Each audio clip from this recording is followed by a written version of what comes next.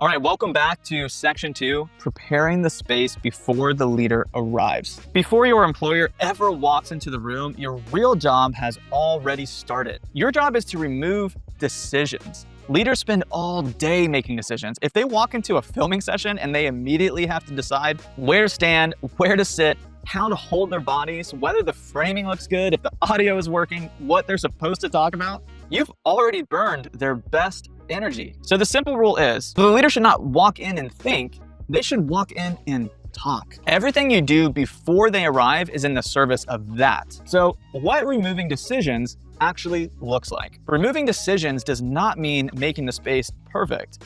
What it actually means is the space is final, and maybe just a little adjustments here and there. So when the leader arrives, the camera is framed, the lens is chosen, the shot is locked, the audio has been tested, and the lighting is set up. The background is intentional, and the chair or the standing mark is placed. There should be nothing they need to comment on. If something is 80% good, lock it anyways. An imperfect but final setup is better than what do you think of the setup. And what will happen over time is that you will know immediately from that first, second, third filming session with them what they do like and what they don't like, and you need to make note of those changes that they're asking of you. Because every question you ask them pulls them back into the manager mode. So the question you should never ask. So these questions that I'm about to go over seem polite, but they're actually very destructive in this context. So if you have to ask the leader, where should you stand? Do you want to sit or stand? Does this look okay? What do you want to talk about today? How do you want to do this?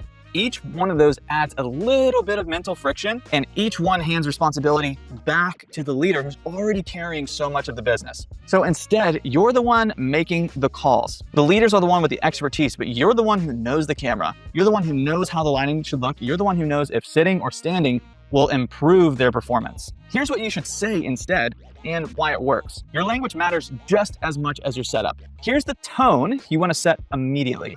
Everything's ready. We'll take this one idea at a time. So here's kind of the tone you want when the leader walks in, like, hey, everything's set up, ready to go. All I need you to do is get in the area to film. We'll press records. I got the scripts pulled up already. Let's review them maybe before we start filming, right? That easy. And they'll see an incredible amount of value and load that you're taking off of their shoulders. So that type of statement does 3 things instantly. It signals confidence, first off. It reduces the pressure for them, and it sets a clear container for the session. Now the leader doesn't need to wonder what's happening.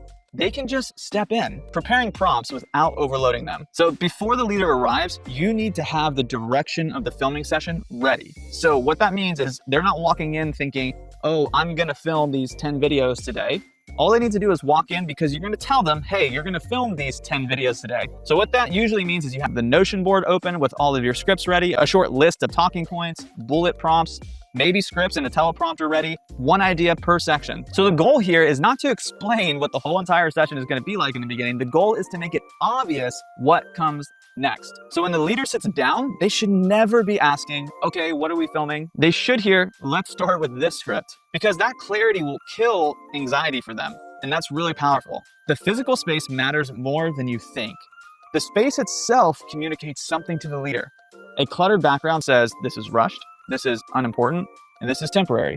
A clean, intentional space says to them, hey, this is focused, this is mattered, and you're supposed to be here. That last one right there, making them feel like they're supposed to be here, is huge, because especially if the person who's hiring you or the leader that you're working with doesn't have a huge following at the moment, that fear of, do I really belong in front of the camera, is real. And in some way and in some part, most of them are thinking that in the back of the head. So if you have a studio, that's incredible. Set it up, leave it that way. If you don't have a studio, all you need is good intention. One clean background, one constant setup, one familiar place they return to again and again. Because familiarity builds confidence faster than the novelty of being in cool different setups. So why this section is a non-negotiable.